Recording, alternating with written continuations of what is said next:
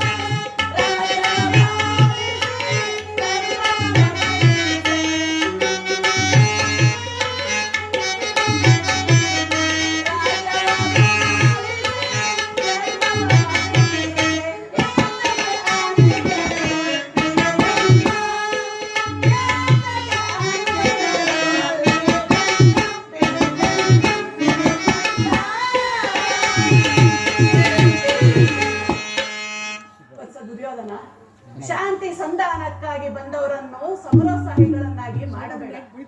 ಇದೀಗ ಸಂಧಿಗೆ ಸುಸಮಯ. ನಿನ್ನ ಆಟದಿಂದ ಇದನ್ನು ನಿರಾಕರಿಸಬೇಡ. ಪಾಂಡವರೇನು ಅನ್ಯರೇ, ನಿನ್ನ ಚಿಕ್ಕಪ್ಪನ ಮಕ್ಕಳಲ್ಲವೇ? ಈ ರಾಜ್ಯದ ಮೇಲೆ ನಿನಗೆಷ್ಟು ಅಧಿಕಾರವಿರುವುದೋ ಆ ಪಾಂಡವರಿಗೂ ಅಷ್ಟೇ ಅಧಿಕಾರವಿರುವುದು. ಶ್ರೀಕೃಷ್ಣನ ಮಾತಿನಂತೆ, ಭೀಷ್ಮರ ಬೋಧನೆಯಂತೆ ಪಾಂಡವರಿಗೆ ಸಲ್ಲಬೇಕಾದ ಅರ್ಧ ರಾಜ್ಯವನ್ನು ಕೊಟ್ಟು ಅವರನ್ನು ಆಧರಿಸು. ಇದೇ ನನ್ನ ಅಭಿಮತ ಕುಮಾರ. ದುರ್ಯೋಧನ, ಚಿಕ್ಕಪ್ಪ ವಿದುರ ಮಹಾಶಯ ನಮಗೆ ಉಪದೇಶ ಮಾಡುವಲ್ಲಿ ನೀವು ಒಬ್ಬರು. ನಡೆಯಲಿ ನಿಮ್ಮ ಅರಣ್ಯ ರೋದನ. ಹೌದು ದುರ್ಯೋಧನ, ನನ್ನ ರೋದನವು ಅರಣ್ಯ ರೋದನವೇ. ನಿನ್ನಂತವರಿಗೆ ಸದುಪದೇಶ ಮಾಡಬಾರದೆಂದು ದೊಡ್ಡವರು ಹೇಳಿದ್ದಾರೆ. ನಾನು ಈಗ ಸುಮ್ಮನಿದ್ದರೆ ದೋಷವು ಸಂಭವಿಸಿತು. ಸೋದರ, ಈ ಸಕಲ ಸಾಮ್ರಾಜ್ಯವೆಲ್ಲವನ್ನು ನೀನೇ ಅನುಭವಿಸಿತು. ಇದು ಇಚ್ಛೆ ಇದ್ದಷ್ಟಾದರೂ ಭೂಮಿಯನ್ನು ಆ ಪಾಂಡವರಿಗೆ ಕೊಟ್ಟು ಅವರನ್ನು ಆಧರಿಸು. ಇದೇನಿನ ಅಭಿಮತ? ಚಿಕ್ಕಪ್ಪ, ಈ ನೀತಿಯನ್ನು ಆ ಪಾಂಡವರಿಗೆ ಹೇಳಲೊಲ್ಲ ಏಕೆ? ನಿಮಗಾಗಲಿ ಪಿತಾಮಹರಿಗಾಗಲಿ ಶ್ರೀಕೃಷ್ಣ